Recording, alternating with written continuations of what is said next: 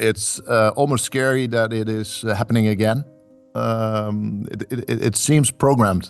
3 years of boring bear market, and then 1 year of FOMO and face melting a bull action, and it's like that in all the past cycles. So if history is any guide, we're going to see that again. And if history is any guide, the returns of Bitcoin are not normally distributed. So it's not like we get an all-time high and then a bear market and then an all-time high and then some middle ground. No, it's all-time high after all-time high after all-time high. With all the action we see on the MicroStrategy treasury kind of things, and with Trump and National Reserve talks, big investors, ETFs. Yeah, to be honest, I would be surprised if we're not ending somewhere near 251 million. Bitcoin will hit all-time high after all-time high, eventually reaching $1 million during this cycle. That's the latest prediction from Plan B, the famous Bitcoin analyst who created the stock-to-flow model.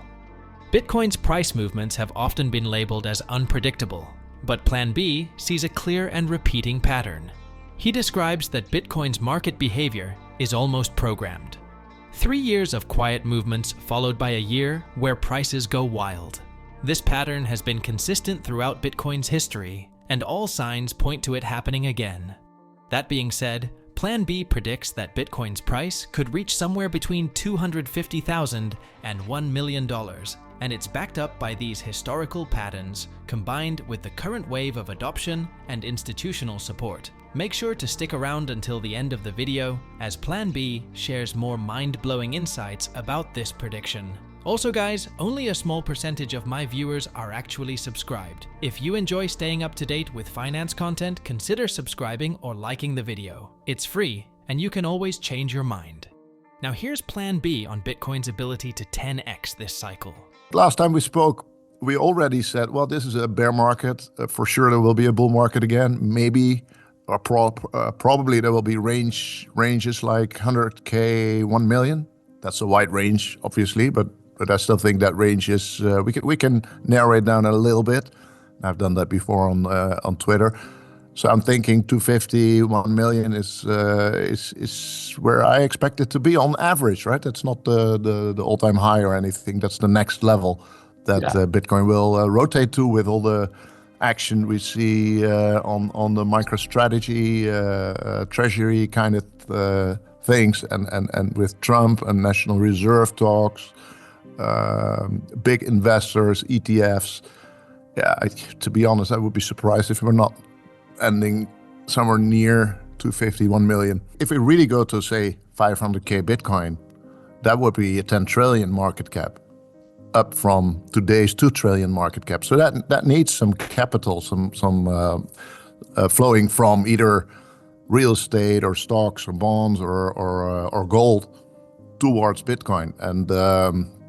And yeah, I think that's what we're seeing right now. That actually Bitcoin should be in a well-balanced portfolio. It has a place in a well-balanced institutional portfolio. That was unheard of a couple of years ago. Right now, it's I mean, the BlackRocks and the Fidelities are talking about it like it's always has been like that, and it's logical. So no, I think those events play into the enormous jump in price level that we all expect. And it's I mean, in that case, and I'm thinking about my third article that I once wrote about the stock-to-flow X model, which is of course a very broad model, but it was comparing Bitcoin with gold and real estate, and it was talking about stages, like or phases actually. So the beginning, Bitcoin was just a proof of concept, a nerd toy. Then it went to a transactional thing. It broke $1 for 1 Bitcoin. It was wow, this thing has some worth. We can use it for paying cups of coffee. And then we got the idea of digital gold, and now we're entering a phase where it's an institutional asset, a real institutional asset, where BlackRock, Fidelity, and even national states are thinking about investing in it. So no, it's really a next chapter, and yeah, a new price level, a higher price level, goes with that next chapter. I'm surprised too. It's always very surprising that it's 3 years of nothing and worries and exchanges failing and all kinds of risks, and then all in a sudden everything happens at the same time. It has always been like that. 2013, 2017, 2021, and now probably, well, next year will probably even more surprising than this year. Everything tends to be clustered in this very short period of time, and it always comes as a surprise, even if you have lived through 2 or 3 cycles. There's so many angles. We could talk hours about the MicroStrategy case alone, and a couple of things. He was the first. I congratulated Michael when he just did it. When he did his first purchase, I said, well, congrats with basically having the first ETF on the market, because he has this vehicle, an exchange traded company that he filled with Bitcoin, which then essentially becomes an exchange traded fund avant la lettre. So even before it was allowed for real ETFs, he was doing it, and that alone was like a brilliant move. But then the end game, it's funny if you look at the German Weimar period, the beginning of the 1930, 29, that period, when we had hyperinflation in Germany. There were a lot of losers, but there were some winners. And one of the winners was a guy who had a company who actually borrowed money in that worthless paper Deutschmark, and then bought gold with it, the gold bars and the gold marks. So and essentially Michael Saylor is doing the same thing. It's really, really interesting what he's doing, and also what he explained time and time again is, I will never sell my Bitcoin.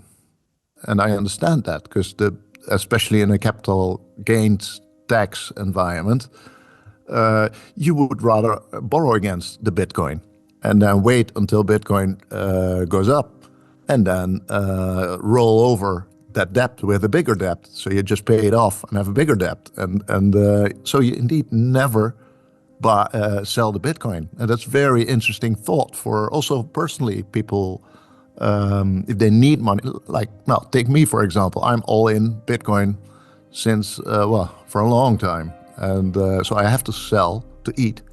But I can also borrow against the Bitcoin and eat from the loan, which is wiser, I think, than selling the Bitcoin, because the Bitcoin will catch up, and you just repay the loan with a new loan.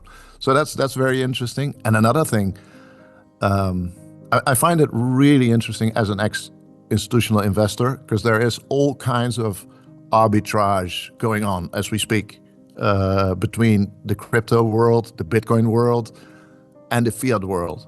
So, and essentially, Michael Saylor is playing this arbitrage superbly, but you can do it yourself as well, right? I mean, if you look at the futures market now, it's not as wild as 2021. For sure it will be, but right now, if you just buy a Bitcoin for, say, what is it, 95,000 or something, thousand euros or dollars, you can sell that Bitcoin in the futures market for 1 year later, just for delivery 1 year later, for 105. So that's a $10,000 risk-free, quote unquote, profit, which is a little more than 10%. So, of course, you run the exchange rate risk on the exchanges that they go bust. So you should do it with a CME or something. But if you can borrow money for less than 10%, and Michael Saylor is borrowing money for 0%, then it's just free money. It should not exist in a efficient market world. So no, I understand Michael Saylor, and everybody can do the same thing. Cryptocurrency adoption is skyrocketing, with over 400 million wallets now holding a balance, according to a Chainalysis report. This milestone aligns with the latest bull market, drawing in both everyday users and big institutions. Policymakers are paying attention too. U.S. Federal Reserve Governor Christopher Waller has praised stablecoins for lowering cross-border transaction costs. With growing use cases and institutional interest, crypto and stablecoins are on track to bigger gains. Now let's go back to more exciting outlooks by Plan B. The wealth distribution problem in the world is not going to be solved by Bitcoin. So there will be, it will be Pareto distributed wealth, and so a couple of people will own most of the wealth, and most people own the rest, which is a small part of the wealth. And within Bitcoin, that will be the same. So, for example, well, of the 20 million Bitcoins out there, 1 million, of course, is Satoshi. That's probably gone forever. But then there's the Winklevoss brothers, early OGs. They also have 1 million Bitcoins, right? And Crazy.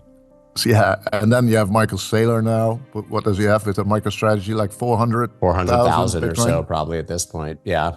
Yeah, and then there's a couple more OGs that have 100K or more. Yeah.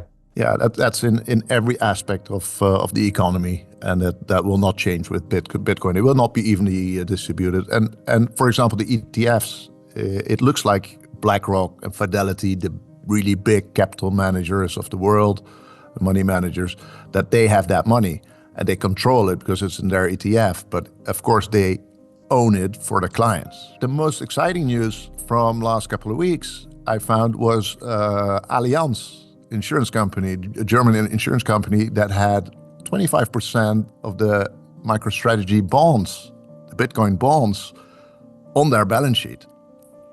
Now that is real money. That is really Allianz's money, Allianz's balance sheet. They have to, they run the risk on those bonds, which is low, of course. But that's the first big insurance company that puts a toe in the water and puts a Bitcoin-related exposure on the balance sheet.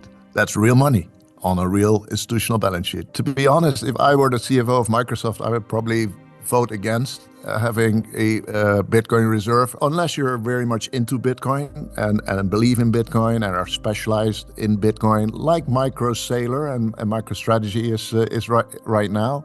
But if you're not like that, and MicroStrategy or Microsoft really needs some convincing now, it seems. So if you're not into Bitcoin, then financial literature stipulates that you just return the money to the investors as dividend or buyback, and are not going to play hedge fund or bank as a basically software company. I think we're going into a very interesting period, a very interesting next year, 5 years, 10 years, where indeed all those things will be offered by normal banks or new banks, maybe MicroStrategy kind of banks. And then even further down the road, there is this end game maybe that the dollar is irrelevant. You will never change anything for dollars. And I don't know how that world would look like, but what's the purpose of exchanging it in dollars, selling it for dollars, or borrowing dollars against the Bitcoin? It's just because in the economy, the US dollar is accepted and not Bitcoin. But what if Bitcoin is accepted? What if if El Salvador, with its legal tender, Bitcoin as legal tender, gets more support and more follow-up by, well, let's say a Middle East country? We're entering a really interesting time for money and banking. Over the next few years, traditional banks might start offering services like Bitcoin-based transactions, or we might see new, smaller banks focused on cryptocurrencies. Plan B believes in a future where the US dollar no longer matters. Instead, Bitcoin could take its place. He points to El Salvador, which already uses Bitcoin as legal tender, and wonders if other countries, maybe even in the Middle East, could follow suit. When that happens, only good things will happen to Bitcoin and its value. Anyway, guys, before we go, if you want to stay most up to date on the crypto and Bitcoin world, make sure to subscribe to my daily 5-minute crypto newsletter. It's a concise resource for the latest expert predictions, breaking news, and top on-chain analysis. trusted by over 50,000 subscribers for insightful crypto investment information. Don't miss out on the opportunity to stay informed in the crypto market. The link is in the description below. I hope you all enjoyed today's video and that it provided you with some value. I'll see you all in the next one, and as always, all the best.